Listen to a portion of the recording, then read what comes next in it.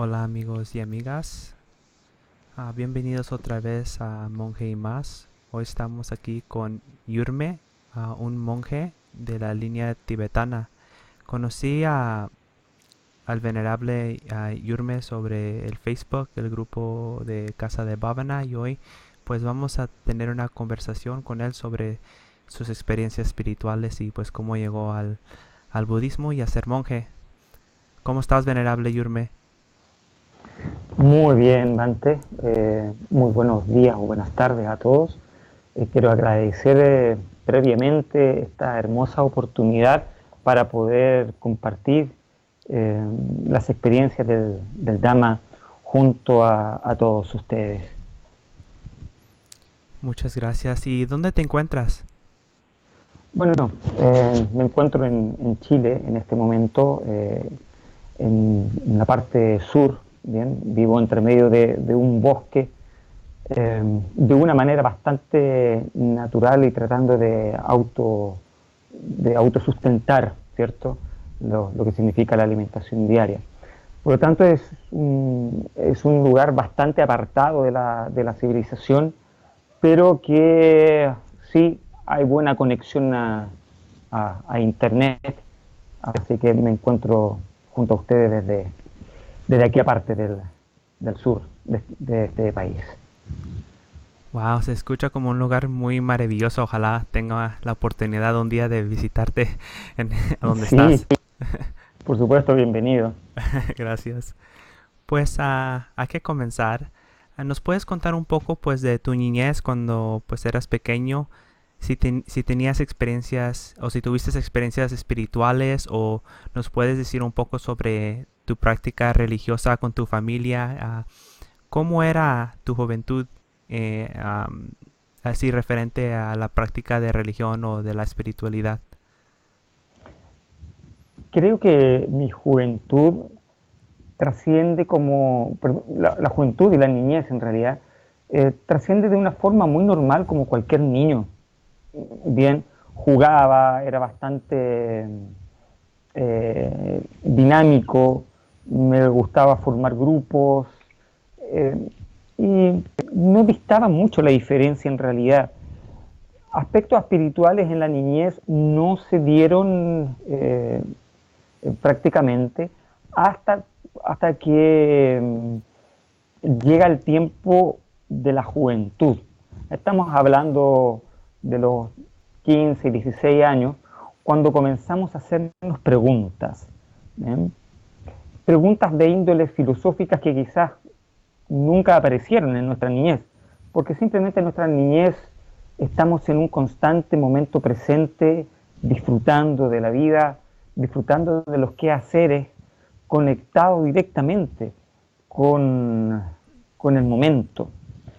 Pero cuando comenzamos a crecer y empezamos a ver un poco de sufrimiento en el prójimo, es cuando comenzamos a hacernos preguntas. ¿Por qué? ¿Por qué esta persona está sufriendo? ¿Por qué esta persona se encuentra tan alterada? Cuando comenzamos a tener nuestras primeras experiencias de miedo, nuestras primeras experiencias de ira, cuando comenzamos a tener nuestras primeras experiencias de confrontación dentro de la familia, uno comienza a hacerse esas preguntas. ¿De dónde viene todo esto? Y bueno, fue justamente en esa época, aproximadamente 15, 16 años, cuando comienza esa búsqueda. Y la encontré previamente en, en el catolicismo, pero en el cristianismo o el catolicismo ortodoxo, que vendría siendo el catolicismo de Oriente, ¿cierto? No el catolicismo romano. Eh, que es una rama del cristianismo, pero de carácter más oriental, más primitivo, por así llamarlo. Y tuve una formación directa con la ortodoxia y estuve bastante vinculado y la verdad es que eh, tenía una participación muy, muy activa, con tal de que estaba pensando justamente también en el sacerdocio. La diferencia entre el sacerdocio católico romano y el ortodoxo es que los sacerdotes ortodoxos pueden ser casados, ¿bien? Pueden tener familia, ¿bien? Pero independiente de haber sido casado o no casado, con o sin familia, la verdad es que mi motivación estaba en una búsqueda más allá y estuve justamente a un punto, ya cuando había salido del colegio, de tomar la decisión de irme a estudiar a un monasterio en Grecia, ¿bien? Al monasterio de Monte Athos. Pero por esas casualidades de mi vida llega un libro que realmente me cambia toda la perspectiva del mundo, bien, y es un libro poco dogmático desde la perspectiva cristiana, y que era un libro que tenía mi padre, bien, mi padre también muy adentrado en lo que son los pensamientos filosóficos, vi en su biblioteca aquel libro y me llamó mucho la atención. Y el título de ese libro era Vivió y murió Jesús en Cachemira. Y yo dije en ese momento, pero ¿cómo si eso es lo que no es lo que se nos enseñó? Y tomé ese libro y cuenta la historia de una ida de Jesús al monasterio de Emis en el norte de India, cuya formación tuvo con los monjes Mahayana. Me llamó mucho la atención porque desconocía completamente esa historia y ahí comenzó lenta y progresivamente mi interés directamente hacia el budismo. No fue hasta años después donde me distancié un poco de la iglesia, comenzaron a suceder algunos sucesos que generaron malestar, sufrimiento, insatisfacción personal, donde me acuerdo de aquel libro y de aquellos sucesos. Y es ahí donde comienza lentamente la impulsión sobre el budismo. Finalmente, ese libro es el que marca, ¿bien?, un antes y un después que me lleva a tomar una decisión personal. Mm, qué interesante. Pues sabes, yo también antes de serme monje budista, cuando estaba estudiando muchas diferentes religiones, me traía la religión ortodoxa pues del oriente, de la otra parte que se separó de la iglesia católica. Yo también estaba pensando ir a estudiar con los monjes de la iglesia ortodoxa, pero estaba pensando irme a Egipto. Ahí hay unos monjes que practican así como muy fuerte las prácticas de seclusión, y también estaba pensando en eso. Qué interesante que los dos pues nos atrayó eso. Tal vez es algo que muchos de los muchos monjes occidentales pues tal vez han considerado en su vida. Um, Uh -huh. ¿Nos puedes contar un poco pues sobre las relaciones que teniste cuando en tu juventud o niñez con otras personas, así como en forma espiritual, religiosa? ¿Ibas con tus padres, nos puedes decir un poco pues de tus prácticas? ¿Rezabas o hacías ofrendas o simplemente leías muchos libros religiosos? ¿Qué era tu práctica cuando eras joven? Bueno, dentro del cristianismo occidental, hablando, las prácticas de meditación no están incluidas, más que nada prácticas contemplativas cuando se hacen algunos retiros. El, Cuando de forma familiar participábamos en la ortodoxia, íbamos cada día domingo a presenciar la liturgia y me acuerdo que, eh, bueno, estaba separado de mi familia porque ayudaba al sacerdote en todo el ritual litúrgico, ¿bien? Por lo tanto tenía el cargo de hipodiácono en aquel entonces. Por lo tanto era una práctica familiar, dominical, pero sin embargo siempre me quedaba después de la liturgia y dentro de la semana también conversaba con el sacerdote, con la familia del sacerdote, y me involucraba mucho más en la enseñanza. Quería que me enseñaran un poco más allá. Y obviamente metieron algunos textos a leer, realizamos algunos retiros de meditación también en el campo, en zonas cordilleranas, bastante alejadas de la sociedad. Eh, Me acuerdo que en muchos de esos retiros también eran en un monasterio ortodoxo ruso. Y también tuve la oportunidad de poder trabajar con ellos en aquel monasterio. Y esa era mi práctica, en cierta manera era emular una vida monástica junto a ellos. Y a veces me iba un fin de semana directamente al monasterio con los ortodoxos y convivía con ellos.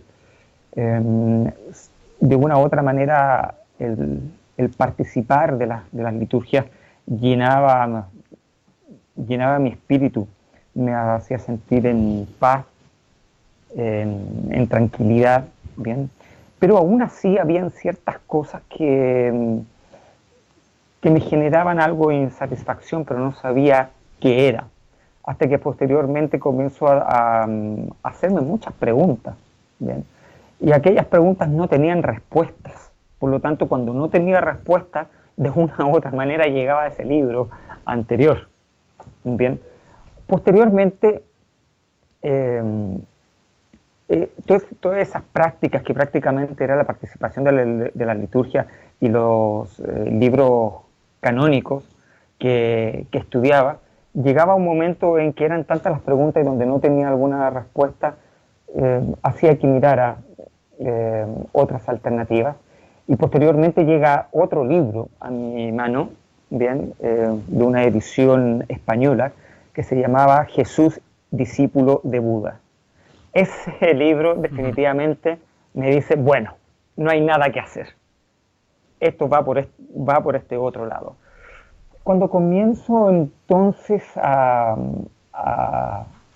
darme cuenta, es decir, me gustaría aprender de aquellos pasajes del Cristo que no están incluidos en los evangelios o en la Biblia, me empiezo a dar cuenta que el Cristo desconocido, no incorporado en el canon cristiano, es un Cristo que utilizaba la meditación per se.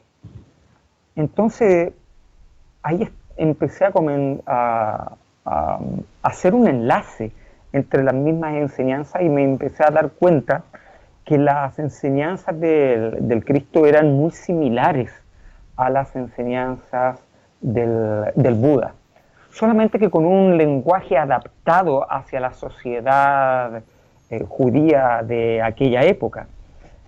Pero cuando comencé a remontarme hacia el aspecto del cristianismo gnóstico del siglo I, me di cuenta que las diferencias entre uno y otro no eran muchas.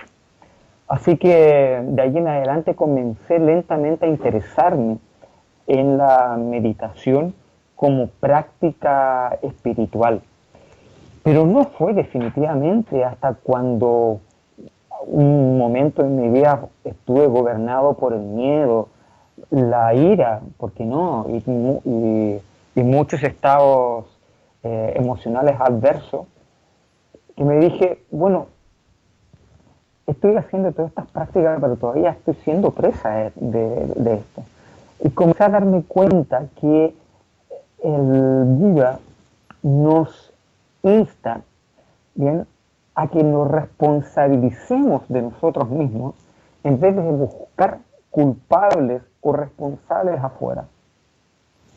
Lo que encontré verdaderamente lógico y coherente. Bien, y de ahí en adelante comencé a hacer de la meditación mi práctica habitual. Así fue como comenzó.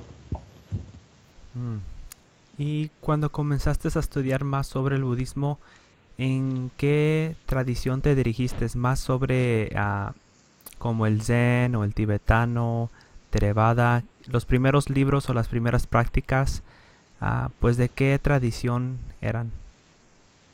Bueno, las prácticas que realizaba eran en conjunto de una escuela vajrayana, tibetana en Chile, bien, donde aprendí mucho y estoy muy, muy agradecido porque ahí comenzó definitivamente lo que fue el camino hacia la ordenación. Y en paralelo también realizaba prácticas de meditación vipassana de Goenka. Bien, fui bastantes veces a las prácticas de Goenka y entre esas dos escuelas comenzó la, eh, la formación laica propiamente tal.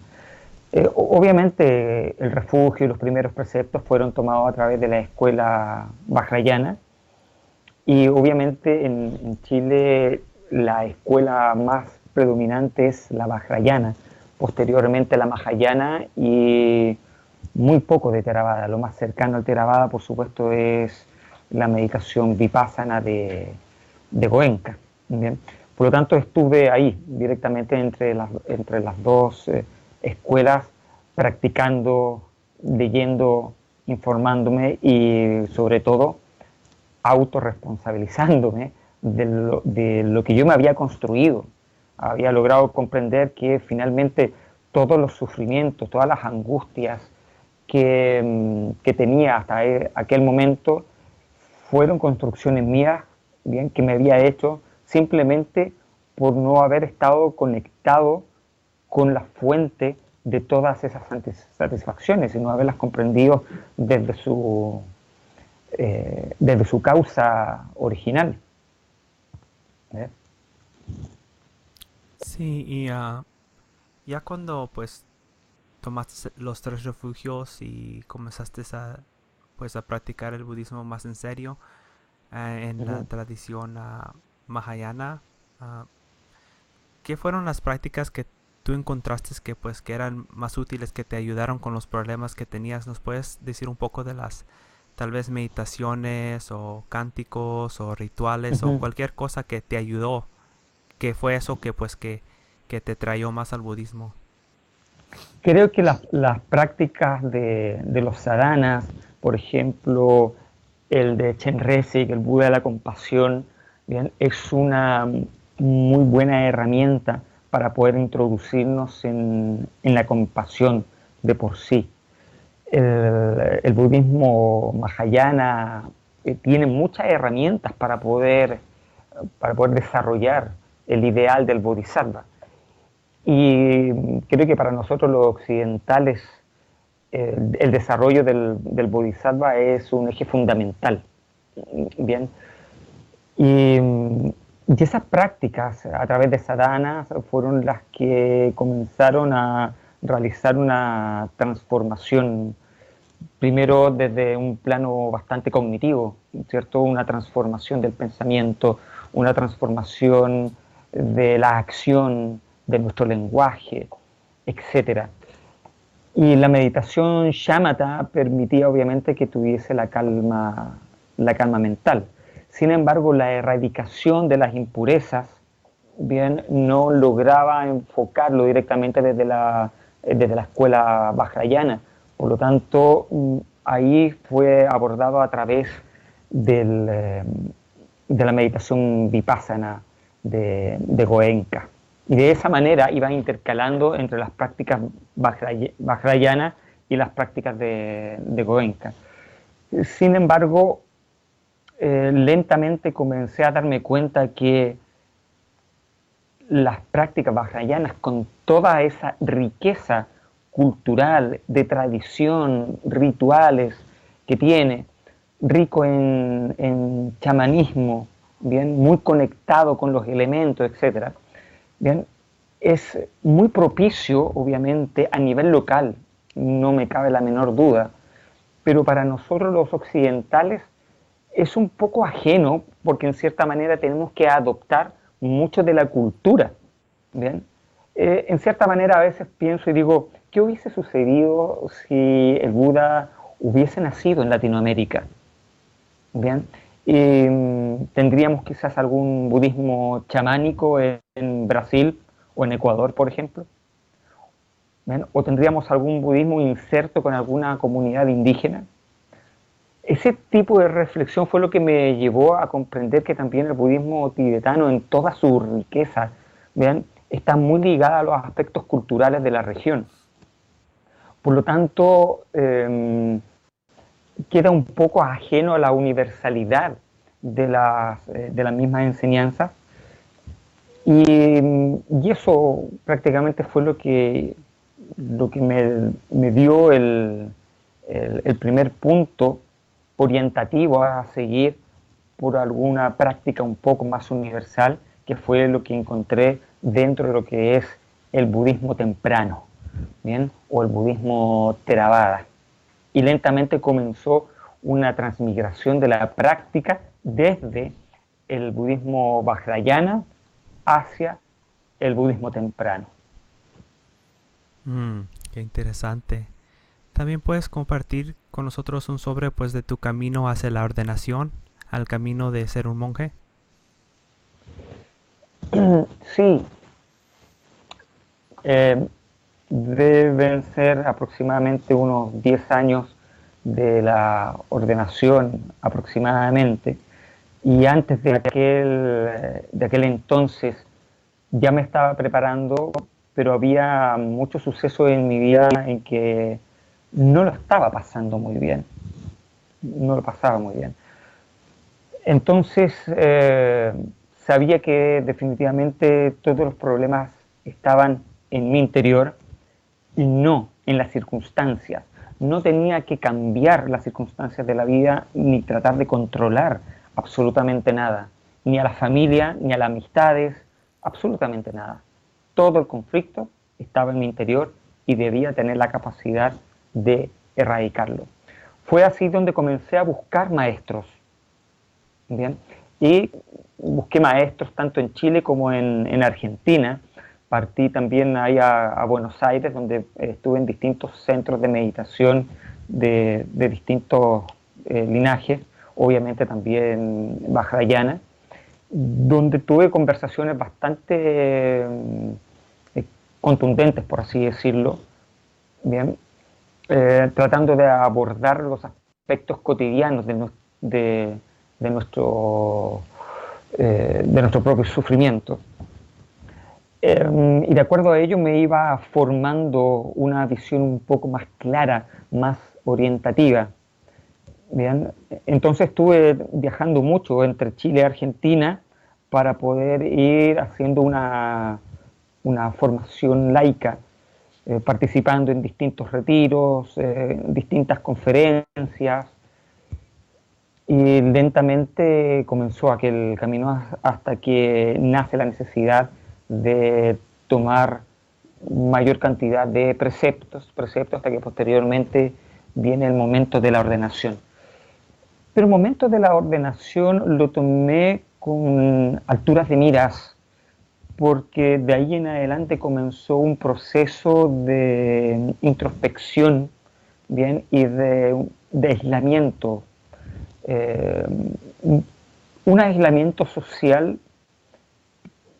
temporal para que pudiese realizar una práctica prolongada en el tiempo.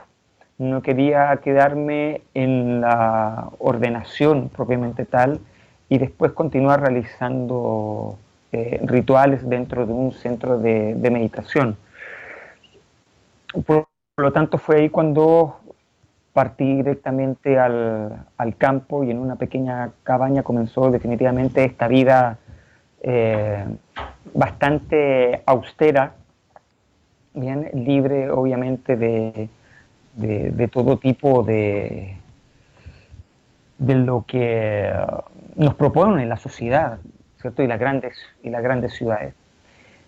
Y comencé con las prácticas de una forma bastante personal, ¿bien?, y me comunicaba a través de internet con algunos maestros, quienes también me dan algunas instrucciones al respecto. Pero al ir realizando estas prácticas, prácticamente comencé a dejar un poco las prácticas mahayanas y las prácticas de budismo temprano comenzaron a ser más prominentes y estables en el tiempo. Y de ahí en adelante me dediqué más que nada a lo que es la práctica de meditación vipassana y el estudio directo de los sutras, Mm, del Sutta Pitaka de los distintos Nikayas. sí.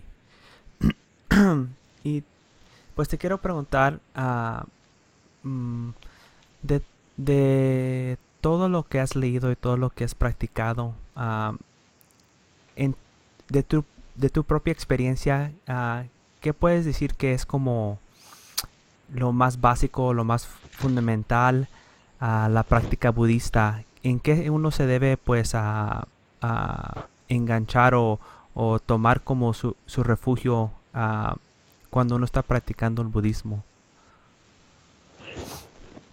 Creo, Bante, que una de las prácticas principales es que nos vayamos al fondo y no a la forma.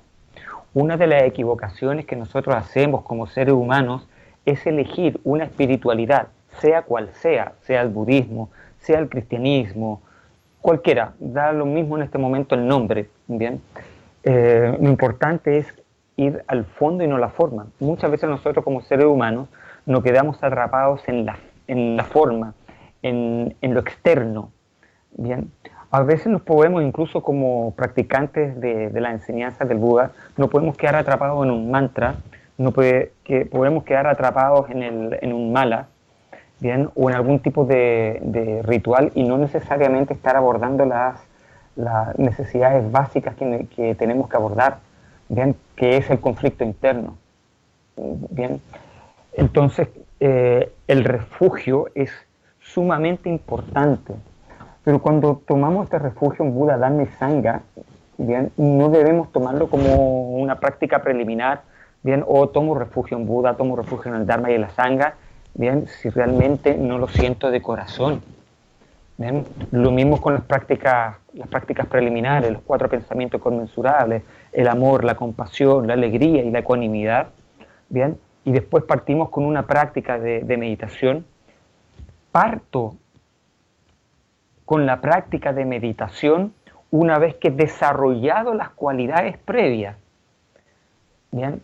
En las prácticas, por ejemplo, vajrayana, tomamos refugio, ¿cierto? Después los pensamientos inconmensurables y posteriormente se desarrolla el ideal de la bodhicitta y finalmente se realiza la práctica, que puede ser un sadhana, una puya, etc. Pero creo que para los practicantes es esencialmente importante no vaya a la práctica directamente si en su corazón no ha desarrollado la bodhicitta. La bodhicitta es la práctica esencial, ¿bien? Y la más importante. Si en mi corazón no he desarrollado la bodhicitta, por más que diga el mantra Om Mani Padme Hum, por ejemplo, en la práctica de Chenrezig, no voy a estar haciendo nada, voy a estar haciendo una repetición que no va a lograr absolutamente nada. Acordémonos que la palabra mantra significa protector de la mente. Por lo tanto, el propósito que tiene el mantra es proteger la mente de obstáculos cuando una virtud mental ya se ha desarrollado. Por lo tanto, el mantra de Chenrezig lo voy a incorporar en la práctica, ¿bien? Única y exclusivamente cuando la bodhicitta ya se ha manifestado en mi interior. Por eso es muy importante para todos los practicantes no quedarse en la forma, sino que ir directamente al fondo. Pero ¿qué significa ir a la bodhicitta? Bien, no es quedarse dentro de una nube arriba, ¿cierto? Uh-huh. Sino que es ir directamente a subsanar el conflicto interior que podamos tener con nosotros mismos o que podamos tener con alguna otra persona. Y puedo realizar una práctica de bodhicitta que dure 1 hora, hora y media, incluso mucho más. Bien, por lo tanto, Lo mismo sucede con el refugio, no quedarnos con el refugio como una simple recitación, sino que debemos reflexionar verdaderamente lo que significa el refugio para nosotros. Debe ser incorporado en nuestro corazón de manera tal que realice una transformación en ese preciso momento. Esa es la conclusión a la que he podido llegar de una forma muy personal con respecto a cualquiera de las prácticas. Incluso no prácticas vajrayanas, sino que pueden ser prácticas Theravada. Puedo practicar Anapana, puedo practicar Metta, pero siempre voy a realizar la toma de refugio preliminarmente. Esa toma de refugio debe ser con sentido, debe ser realmente con una reflexión profunda que permita hacer un puente directo hacia la meditación. Y eso va a permitir que definitivamente la meditación, sea Anapana, Vipassana, Metta, etcétera, pueda lograrse de una forma más efectiva. Sí, tienes razón porque pues yo también en el comienzo y creo que muchas personas cuando están comenzando pues nos apegamos mucho a la forma y perdemos la esencia de la práctica. Es como el dicho del dedo que está apuntando a la luna. Muchos de nosotros nos quedamos enfocados o apegados en el dedo y perdemos visto de la luna a lo que está apuntando. Y Así también, es. ¿sí? Sí, sí. Ah, pues tal vez alguien o personas que están escuchando están pasando por tiempos difíciles, tienen problemas en su vida o algo así. Ah, ¿Qué consejos les puedes dar a esas personas que ahorita están escuchando y tal vez están en un lugar difícil en su vida? Bante, el único camino definitivamente es el amor, la compasión y el amor. Y debemos comprender que cuando tenemos algún tipo de sufrimiento, todo lo externo es reflejo de uno mismo. Permíteme explicar un poco. Ujú. Cuando tengo ira o frustración frente a una situación determinada o con una persona determinada, esa persona se transforma en mi maestro. Nosotros en la vida tenemos muchos maestros, porque esa persona me está diciendo que hay un aspecto en mí que yo no estoy aceptando, que hay un conflicto interior. ¿Bien? Por lo tanto, todos los sucesos que ocurren en el exterior es un reflejo de nuestro interior. ¿Bien? Por lo tanto, debemos empezar a mirar hacia adentro en vez de juzgar hacia afuera. ¿Bien? Porque puedo estar juzgando toda mi vida, puedo estar tratando de controlar toda mi vida, pero siempre mi mente va a estar insatisfecha. No me voy a estar aceptando, no voy a tener amor. Acordémonos que incluso el discurso del Buda en Metta Sutta da instrucciones claras y precisas que este amor universal parte directamente desde uno hacia afuera. No podemos amar al prójimo si realmente no hay amor en nuestro interior. ¿Bien? Por lo tanto, cada vez que nosotros tenemos un conflicto, debemos tomarlo como una oportunidad de crecimiento interior. Esta es una oportunidad para poder ver cuál es el conflicto interno y tener las herramientas para poder erradicarla. El problema es que no tenemos herramientas. El problema, Bante, es que nuestra educación formal, cuando éramos niños en el colegio, por ejemplo, no se nos enseña esto. ¿Bien? A nuestros padres tampoco se nos enseñó, nuestros abuelos tampoco. Entonces esto viene de una forma transgeneracional, ¿bien? De generación en generación. Nadie, ¿bien?, se le ha enseñado a poder observar la realidad tal cual es. ¿Bien? Cuando hablamos, por ejemplo, de la vacuidad, no hay que tomar la vacuidad como un aspecto filosófico, porque el mero concepto filosófico de la vacuidad no va a resolver mi conflicto hasta que vea la vacuidad del conflicto en mi interior. Es decir, cuando vea la vacuidad de las sensaciones, cuando vea la vacuidad de las percepciones, ¿bien? Ujú. Cuando vea la vacuidad de los factores mentales, ¿bien?, que me están generando ese condicionamiento, ¿bien?, ahí voy a estar viendo realmente la realidad tal cual es. Entonces, finalmente, todos estos conceptos, ¿bien?, lo llevamos a un aspecto bastante práctico y tomo las herramientas de mi vida. Ahora, cuando observo la ira desde su verdadera naturaleza, la ira desaparece. Cuando observo el miedo desde su verdadera naturaleza, el miedo desaparece. Bien, todo lo que sea observado por la conciencia es producto, bien, de la impermanencia. Por lo tanto, cuando realizamos este tipo de práctica y observamos nuestros propios conflictos y vemos la vacuidad de la impermanencia de los mismos, entonces surge la tranquilidad y surge la paz. Entonces, ¿cuál es el mensaje para todas aquellas personas? Es: busque la solución en su interior, porque no está afuera, está adentro. Eso. Sí, pues muchas gracias por compartir ese consejo muy profundo. Y pues tocaste muchos puntos muy importantes del budismo, ah, el amor, que es el metta, y pues el shunyata. Y aclaraste muy bien lo del shunyata, porque me he dado cuenta que pues muchas personas pues lo toman de una forma casi como negativa o algo así. No sé por qué, por lo menos a las personas que yo he conocido. Y pues siempre al fin de las entrevistas me gusta darle la oportunidad a la persona que le estoy dando la entrevista, al invitado, que si tiene preguntas para mí, si me quieres preguntar algo.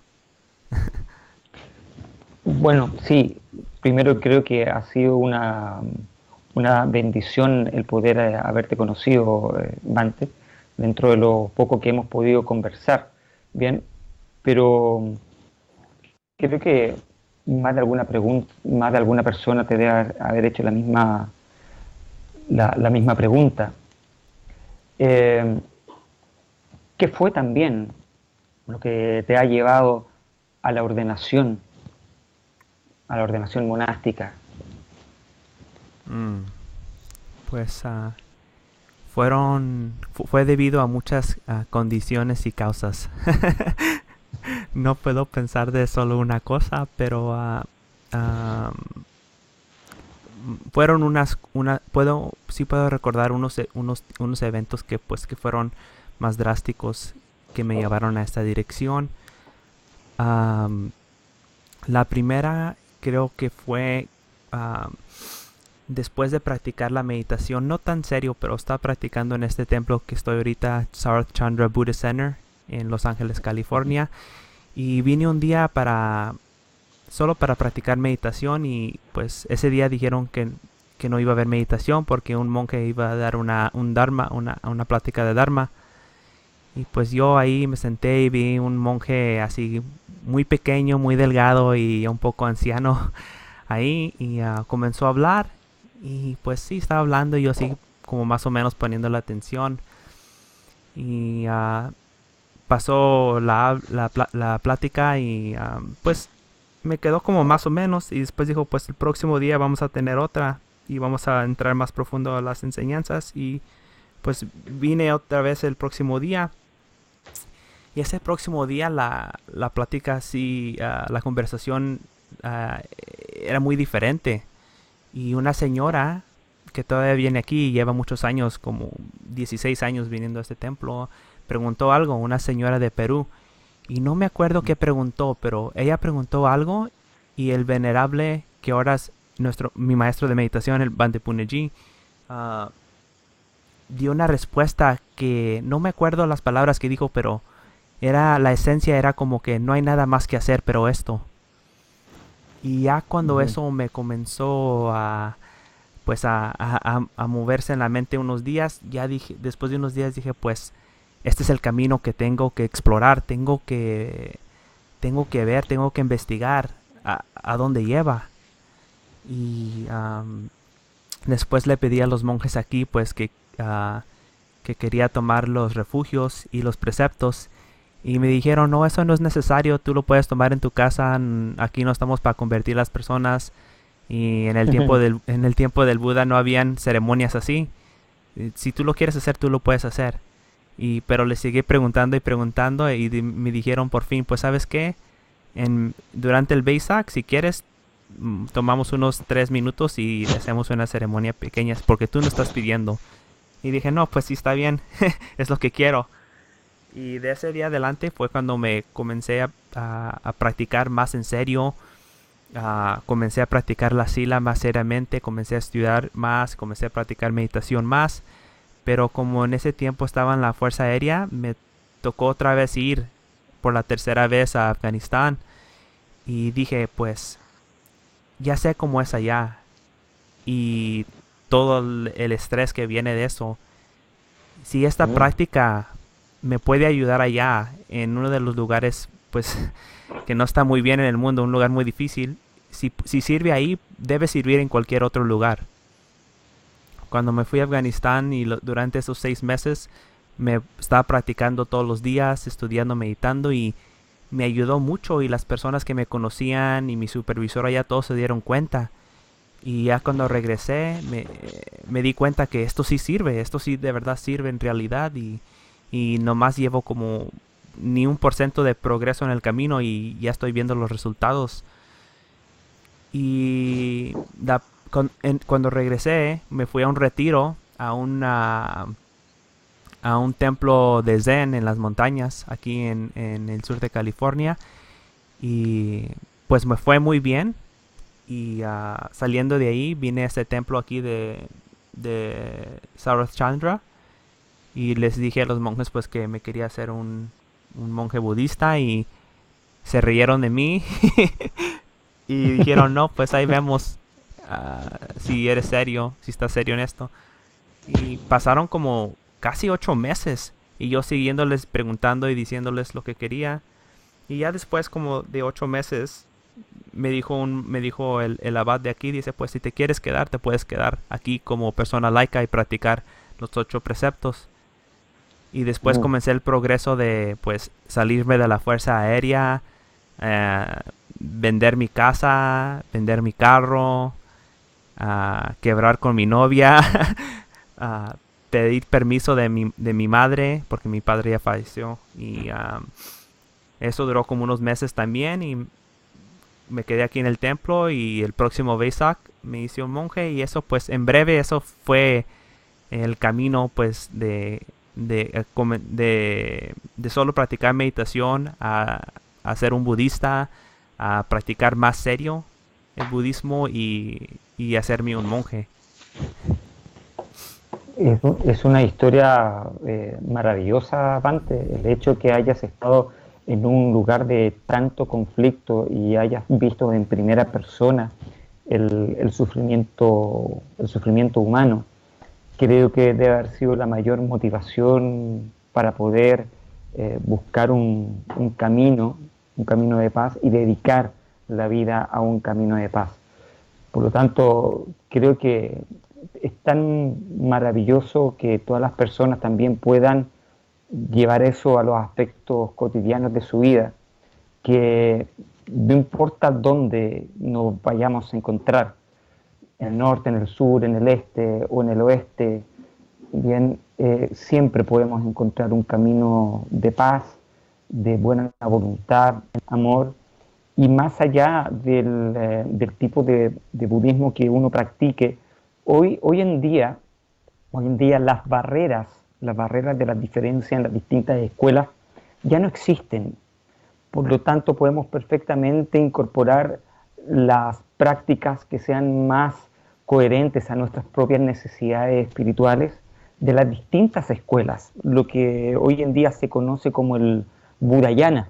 Ujú. Bien, por lo tanto, la incorporación de, de las tres escuelas, para nosotros los occidentales, es una verdadera, verdadera bendición porque nos aborda como individuo desde todos los puntos de vista. Por lo tanto, a todas las personas que deseen acercarse, bien, no es necesario que tengan que dedicarse a una práctica en particular, porque finalmente es el Dharma el que está al servicio del ser humano, bien, y somos nosotros los que debemos incorporar las enseñanzas para que podamos erradicar nuestros propios conflictos, nuestras propias insatisfacciones. Así que maravilloso, maravilloso. Sí, tienes mucha razón que pues en el tiempo que nos encontramos ahorita y en la posición que nos encontramos ahorita, tenemos la oportunidad pues de mirar toda la riqueza de todas las diferentes tradiciones budistas y no debemos pues ser dogmáticos en pues solo voy a seguir esta tradición o cosas así sectarias. Lo que tenemos ahorita es en realidad una bendición de poder aprender de todas las tradiciones y aplicar las cosas que sirven. Porque lo más importante es pues que den resultados. Si algo no da resultados, pues de qué estás haciendo. Uh, y esa que dijiste es que ahorita se está formando como un Budayana. He escuchado mucho de eso y yo lo veo como budismo pragmático. Solo podemos hablar de los problemas como el sufrimiento en el mundo y de las formas de resolver esos problemas, que es conocer el origen y pues eliminar la causa, el origen de esos problemas. Y eso es, creo, lo que está pasando mucho ahorita en el occidental y por todo el mundo. Algo que se me hizo algo que me sorprendió mucho fue que en la India, ahora muchas personas de la India están interesados en el budismo porque se dan cuenta que los occidentales están practicando budismo. Ellos quieren practicar meditación porque los americanos y los europeos están practicando budismo, la meditación budista. ¿Cómo llegamos a este lugar? Sí, ¿cómo llegamos a este lugar en tiempo que los indios, de las personas de la India, que fueron los primeros budistas, ahora quieren ser budistas o por lo menos practicar budismo por razón de los occidentales? Se me hace muy, muy raro, muy extraño y muy cómico. Sí, exactamente. Bueno, si desde este punto de vista el budismo acá en Occidente ha podido influir, ¿cierto?, en la cuna propiamente tal del budismo, mucho, mucho mejor, ¿bien? Y si se replica lo que fue en su momento con el rey Asoka, ¿cierto?, con la expansión del budismo desde la perspectiva práctica, ¿ya?, hacia el individuo, mucho, mucho mejor. Bien, por lo tanto, eso es lo bonito y lo hermoso que tiene la enseñanza del Buda, que finalmente es una filosofía de vida, bien, que nos lleva hacia la paz interior, independiente de cuál sea la escuela que nosotros vayamos a practicar. Lo importante no es quedarse con la forma, con el linaje, sino que es quedarse directamente con el fondo, con lo que se quiere transmitir y cómo podemos vivir definitivamente una vida en paz, ¿bien? Más allá del estudio del Dharma y los aspectos trascendentales que pueda existir de todo ello, ¿bien? Siempre debemos evocarnos cómo puedo vivir aquí y ahora en paz, pero hoy día, no mañana. El mañana tiene otro problema, estamos hablando de hoy día. Sí, y eso me recuerda de lo que dijo el Buda, que pues el Dharma o el sendero es como una lancha y solo tiene el propósito para llevar uno de un lado del río al otro, no para seguir cargándolo. Y ahí el Buda nos está dando la enseñanza que no hay que pues apegarnos a la forma. La forma solo sirve para la razón pragmática de curar el sufrimiento y remover el deseo.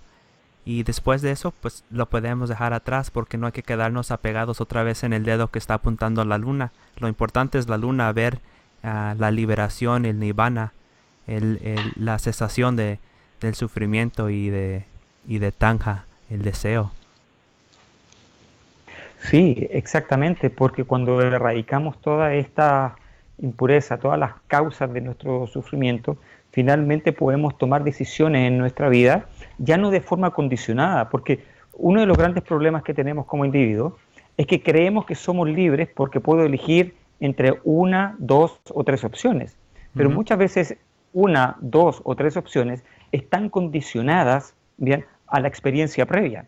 Y si la experiencia previa es de apego, es de aversión, bien, voy a estar condicionado a ello. Por lo tanto, el Dharma lo que hace sí o sí es que puedas elegir, pero ya de una forma libre, no condicionado por la experiencia. Y esta es la libertad que nosotros debemos recuperar como individuos. ¿Bien?